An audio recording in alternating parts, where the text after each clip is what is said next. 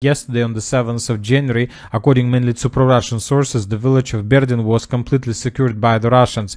But as for the beginning of the 8th of January, we just start receiving updates from the northern part of the settlement. Russian stormtroopers were clearing one building after another. So based on this video, we have adjusted the map in Russian favor, and we still have some doubts whether the Russians establish or return control over the southern part of the settlement. Most likely, this part of Berdin either in the gray zone or under complete Ukraine control. Let's wait for more, obviously.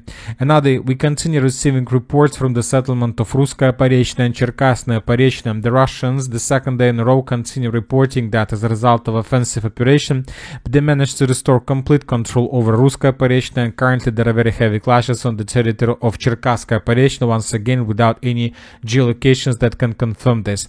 Very interesting details and updates are coming from the territory of Malaya Loknya. Today the Ukrainian sources published the video of how they were bombing and attacking the Russian soldiers to the west of Novaya Sorochna and to the northwest of Malaya Loknya. In this video we can see another offensive operation from the Russian side, lots of Russian stormtroopers that were attacking Ukrainian positions.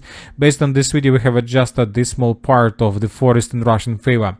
As for different mappers, pro-Ukrainian sources are saying that as a result of offensive operation, the Russians managed to improve their position significantly and to reach the outskirts of the settlement of Novaya Sorochna and Staraya Sorochna. The Ukrainians are trying to stabilize the situation by sending more and more forces, but everything that comes in this area being destroyed by the Russians with the use of fiber optic FPV drones. So no chances for the Ukrainians to hold their lines, or they will hold the lines but paying significant price for this. Very interesting details are coming from the southern part of Sudzha. The Russians during the previous 24 hours made 2 attempts to attack. They made not 2 attempts, they made more attempts to attack, but they were using 3 roads of attack. The Russians were attacking the Ukrainian positions along the southern streets of the village of Makhnovka, and the Russians were attacking the Ukrainian positions using the eastern street of the village of Makhnovka. The Ukrainian sources published lots of videos of how they were trying to bomb and attack Russian assault troopers that were attacking Ukrainian positions. Lots of artillery strikes. The Ukrainians were using cluster munition, so they were doing everything they can with the purpose to stabilize the situation to stop the Russian offensive. And the same story took place in the southern street. Another group of Russian stormtroopers was entering the northern part of Makhnovka. The Ukrainians were trying to bomb and attack the Russians also with the purpose to stop them. We don't know for sure whether the Russians managed to improve their positions or not, but different mappers reported that the village of Makhnovka was completely captured by the Russians as a result of those 2 attacks. That was stated by neutral mappers, by pro-Russian mappers, and by another pro-Russian resource. So if this information is correct, if the Russians indeed managed to take under control the village of Makhnovka, most likely the next target for the Russians is to maintain the line of combat contact between the village of Makhnovka and the village of Agronom. For these purposes, the Russians will have to take under control the village of Dmitriukov, the village of Kolmakov, and the village of Bondaryovka. So we expect that this is exactly what the Russians are going to do next. If the Russians are able to complete this mission, then the battle for Sudzha itself will start, because this is already like Sudzha, not like let's say outskirts or part of agglomeration. This is going to be indeed the Sudzha itself. Now let's move further. Let's discuss the situation in the northern Kupiansk direction, where according to information we have, the Russians as a result of offensive operation managed to establish complete control over the settlement of Dvorichna. More precisely over the part of Dvorichna that is located on the Russian side of the river of Nizhny Dvorichna. So everything that is located inside of this red line was captured by the Russians during the previous 24-48 hours. We are waiting for additional changes on the ground from different mappers and some geolocations that can confirm this. If this information is correct, then the situation for the Ukrainians is getting worse and worse, and this is already almost a foothold of brigade level. If the Russians are able to concentrate one brigade in this side of the river of Oskol, then the Russians will have no problems to move further in the western and the southwestern directions.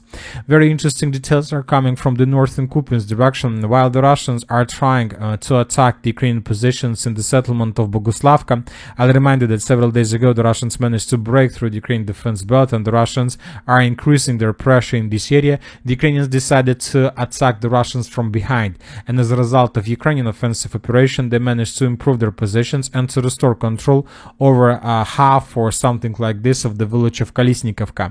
The Ukrainians were attacking the Russian positions with the use of fighting infantry vehicles. The Ukrainian fighting infantry vehicle managed to reach the southern outskirts of Kolesnikovka, which confirms that Ukrainians have strong control over this territory. Once again, the main purpose of the Ukrainians to slow down the Russian offensive in the southern direction. And we have adjusted the map based on Ukrainian attack. The Russians see everything, so that's why during the previous 3 days they were mainly focused on destroying and attacking Ukrainian logistic. For example, on the 6th of January of 2025, the Russian sources published the video how they destroyed another pontoon bridge between the western and the eastern bank of the river Voskol that Ukrainians were using to supply their forces on the Russian side of the river. On the 7th of January, we got the video how the Russians destroyed another bridge between Kivsharovka, between the settlement of Kivsharovka and the settlement of Kolesnikovka. So in this video, another missile strike and another bridge was destroyed. So 2 days in a row the Russians were destroying Ukrainian logistics, as you can see.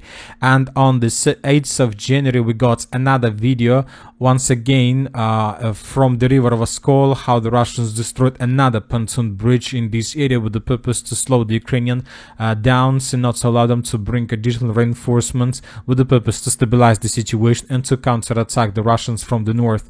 And the Russians were bombing and attacking the city of Kupinsk-Uzlovoy with the use of UP 1500. So as you can see, the Russians currently are not focused, are not planning to attack the north in Kupinsk direction, but they are trying to do everything they can with the purpose to stabilize the situation and not to allow the Ukrainians to attack them from behind, while the main Russian forces are trying to attack in the southern direction. Whether the Russians are managed to complete this, finish this task or not, we will find out during the next several days. Now let's move further. Let's discuss the situation in the Liman direction. It's already not even the southern Kupinsk, it's already the Liman direction. According to information we have, the Russians managed to break through the Ukrainian defense belt and breach the outskirts of the settlement by the name of Kolodezi. So the Russians managed to answer and to capture several strongholds in this area, and currently there are very heavy clashes for this settlement. If the Russians are able to take this settlement under complete control, we're talking about the village of Kolodezi, then this is going to be a huge problem for the Ukrainians, because the Ukrainians in Zarechne could be caught in operational encirclement when the Russians began offensive operation in the southern directions along the river of Zheribets. So very critical situation for the Ukrainians in this area as well, and currently nobody can tell for sure whether the Ukrainians have enough of forces to stabilize the situation and not to allow the Russians to take additional territories. But I'll remind you that according to information we have, the Ukrainians ordered to improve positions and defense around the city of Izum and the city of Balakleya. So the Russians are going to restore control over the territories they lost during the Ukrainian counter-offensive operation in 2023.